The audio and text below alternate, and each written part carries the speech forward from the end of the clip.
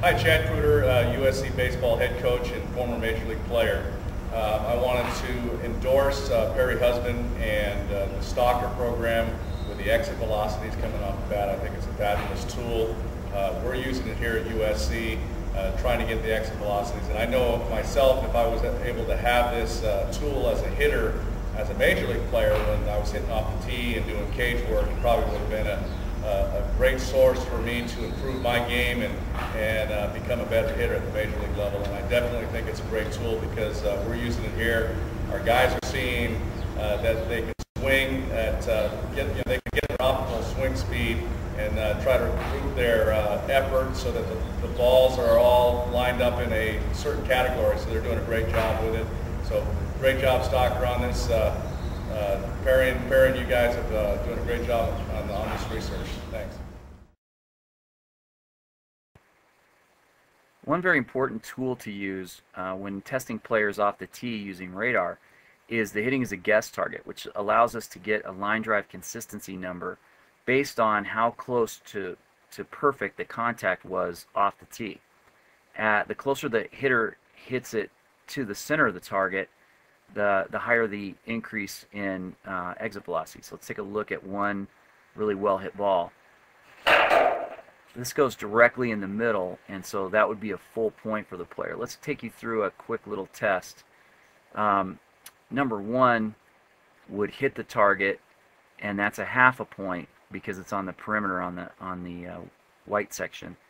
Number 4 hit in the very center. Number 5 hits the target. 8 hits the target. So you have a total of 2.5 points. All these others over here are misses and would be zeros. So you have a total of 2.5 points out of 10 swings. That would give you a line drive consistency number of 250. And that is 250 based on a perfect score of 1,000. And so you're virtually 25% on your journey towards perfect contact.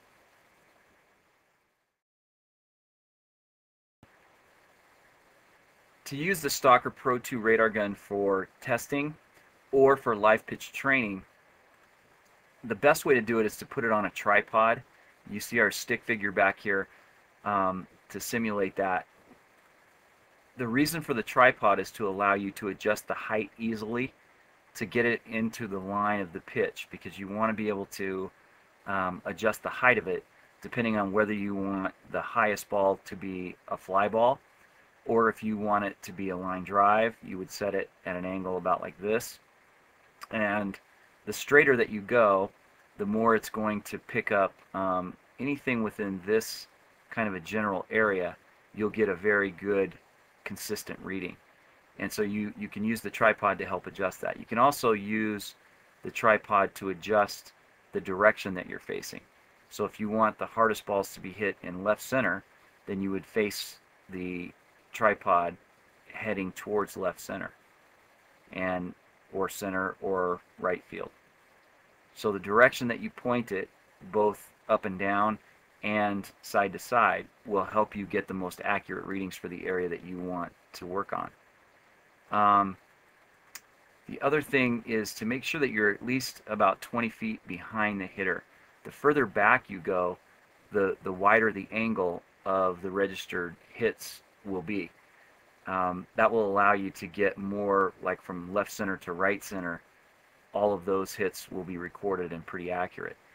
The further the ball goes to the left or to the right, the more inaccurate it will become. So you have to point the radar unit in the direction that you want to get the most accurate readings.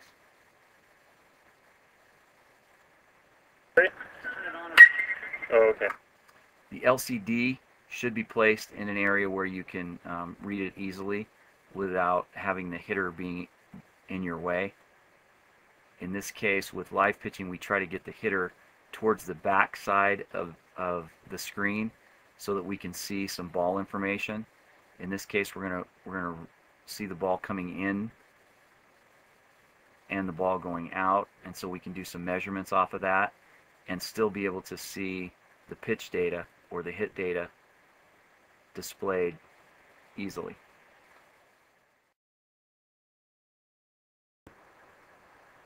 To ensure the most consistent readings, it's very important, especially with live pitching, to put the gun on a tripod. And for this, Stalker makes a very simple accessory that bolts directly into the side of the gun, so you can hand tighten it with the plastic wing nuts, and it will allow you to keep it in the same place throughout all the testing, so that you're getting the same readings from one player to the next and from one swing to the next. The regular tripod can adjust the angle, but once you get the angle set, then you keep it in the same basic area all the time throughout the entire test. So then we know that every ball that's hit within this range is going to have a very consistent reading day in and day out. To ensure the most accurate readings with the live exit speeds, attach the radar gun to the tripod using the accessory, and then point the gun slightly upward at the target line that you want the player to hit the ball on. In this case, it's about 6 degrees upward, and that's because the pitch we've determined today is going to be about 6 degrees downward, and so to hit the ball perfect, it's going to go back on that line. So anytime we change the angle, we're going to change the range in which we'll get the most accurate readings. In this case, anything within this basic area, we know we're going to get very accurate readings.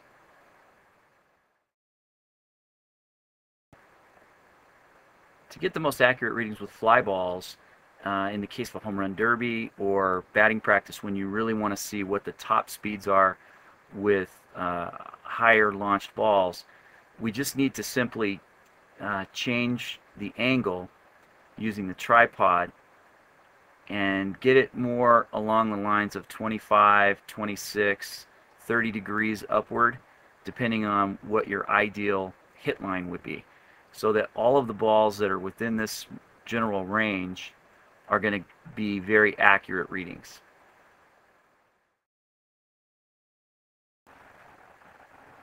Every first-time player that we work with, it is imperative that the very first thing that we do is we take some objective radar measurements so that we know exactly where this player is at. We need to know 2 basic numbers. The first thing is what is this player's top speed? Here you're going to see this is kind of an average velocity over the course of the 10 swings that we took in this first round. His top speed tells us a lot about what his power potential is. His average speed tells us a lot about how consistently he hits the ball hard. So we're going to add up 10 swings, and we're going to take the top number and we're going to take that average number over 10 swings, and that's going to tell us a whole lot about what this player's output is. So let's take